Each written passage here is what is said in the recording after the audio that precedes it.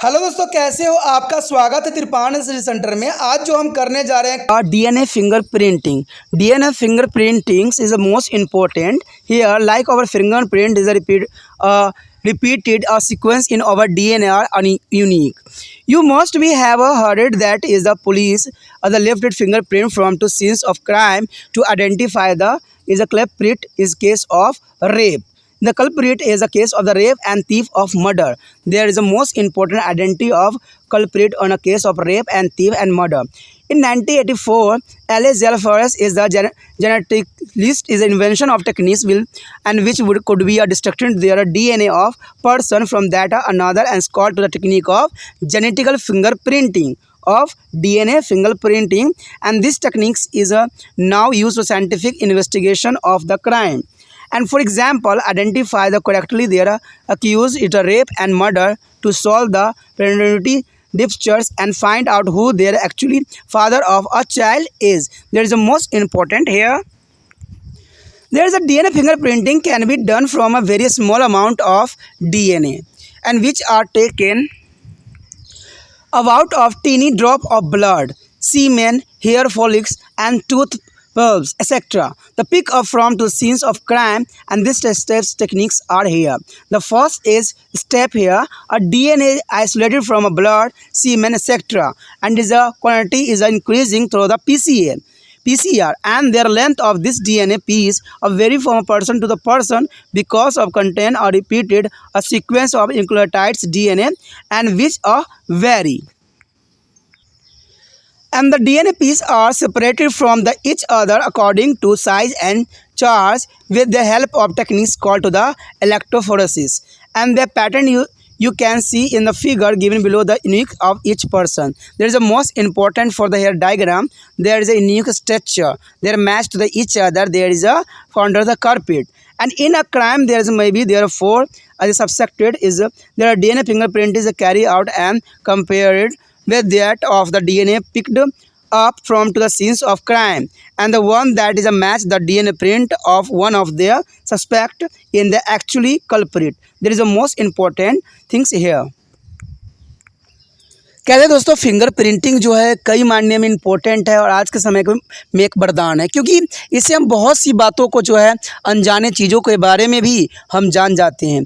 लेकिन ये संभव तभी हुआ जब इसको जो है साइंटिस्ट जो है एलेक्स जेफरीज ने जो है 1984 में खोज किया, और ये आज के समय में जो है फोरेंसिक साइंस के लिए एक वरदान सिद्ध हो गया। चाहे कोई भी रेप हो, चाहे मर्डर हो या किसी प्रकार की घटना हो, इसमें डीएनए का अपना एक महत्वपूर्ण स्थान रहता है और फिंगर प्रिंटिंग का स्थान तो रहता ही रहता है। ठीक है, तो कहते हैं हमारे फिंगर प्रिंटिंग उंगलियों के छाप के समान हमारे डीएनए में पाए जाने वाले पुनरावृत्त अनुक्रम यानी रिपीटेड सीक्वेंस होती है जो अद्वितीय होती है। आपने सुना ही होगा कि पुलिस अपराध के स्थान से फिंगरप्रिंट उठाती है और इसकी सहायता से बलात्कार, चोरी या हत्या के अपराधी का जो है पता बहुत आसानी से लगा लेती है। कहते हैं जो ये जो खोज हुई थी जो एल्फ्रेड जेफरीज ने की थी, अनुवांशिक विभेद थे यानी अनुवांशिक जेनेटिक्स के ही साइंटिस्ट थे, एक तकनीकी विकसित किया जिसकी सहायता से अलग अलग लोगों के डीएनए के बीच में विभेद किया जा सके, और उन्हें इस तकनीक को अनुवांशिक फिंगरप्रिंटिंग या डीएनए फिंगरप्रिंटिंग का नाम से पुकारा। यह तकनीक अब अपराध के वैज्ञानिक अनुसंधान के लिए प्रयुक्त होती है। उदाहरण के तौर पर बलात्कार या हत्या के मामलों में ये पत्रता के झगड़े को हल करने में भी, यानी मान लीजिए किसका बच्चा है ये भी जानने के लिए ये फिंगर प्रिंटिंग जो होती है एक वरदान सिद्ध हो जाता है, क्योंकि इसमें कौन पिता होता है वो हम फिंगर प्रिंटिंग से पता लगा लेते हैं। अब आखिर फिंगर प्रिंटिंग में होती कौन कौन सी चरण है ये जानना आपके लिए अत्यंत महत्वपूर्ण है कि फिंगर प्रिंटिंग में आखिर कौन कौन सी बातों को सम्मिलित किया जाता है। चलिए देखते हैं कि फिंगर प्रिंटिंग में कौन कौन सी बातें जो है सम्मिलित होती है। कहते हैं अगर देखा जाए तो डीएनए फिंगरप्रिंटिंग अति अल्प मात्रा में डीएनए जो कि खून की छोटी सी बूंद हो सकती है, शुक्राणु हो सकती है, रोमकूप हो सकती है, दंत मज्जा से प्राप्त किया जा सकता है, को अपराध के स्थान से उठाया जाता है। और इस तकनीक के चरण जो होते हैं कुछ इस प्रकार होते हैं। पहला तो हमारा यही चरण होता है कि डीएनए का खून, वीर्य आदि से पृथक किया जाता है, क्योंकि इन सब चीज़ों में जो होती है डीएनए प्रेजेंट होती है। इसकी मात्रा जो है पीसीआर द्वारा बढ़ाई जा सकती है, यानी पीसीआर के रिगार्डिंग जैसे हमने पहले ही पढ़ा है पॉलीमर चेन रिएक्शन के रिगार्डिंग छोटी सी मात्रा को हम कई गुना बढ़ा सकते हैं, जो कि बहुत काफ़ी इंपॉर्टेंट टेक्निक था जिसके विषय में हमने पढ़ा था। ठीक है। इस डीएनए खंड की लंबाई डीएनए में विद्यमान न्यूक्लियोटाइड्स के विशेष पुनरावृत्त अनुक्रम के कारण एक व्यक्ति से दूसरे व्यक्ति में भिन्न होती है, जो कि जर्नल सी बात है। वैद्युत कण संचलन यानी इलेक्ट्रोफोरेसिस तकनीक द्वारा डीएनए के खंडों को की लंबाई आवेश का अनुसार जो है पृथक्कृत किया जाता है। जैसे कि आप चित्र में भी देखोगे कि प्रत्येक व्यक्ति के लिए जिसकी संरचना भिन्न भिन्न होती है। जैसे आपने देखा होगा, आप देखो पहले में कितना डिफरेंस है, दूसरा में देखो कितने डिफरेंस है। इसी प्रकार सभी में डिफरेंस है।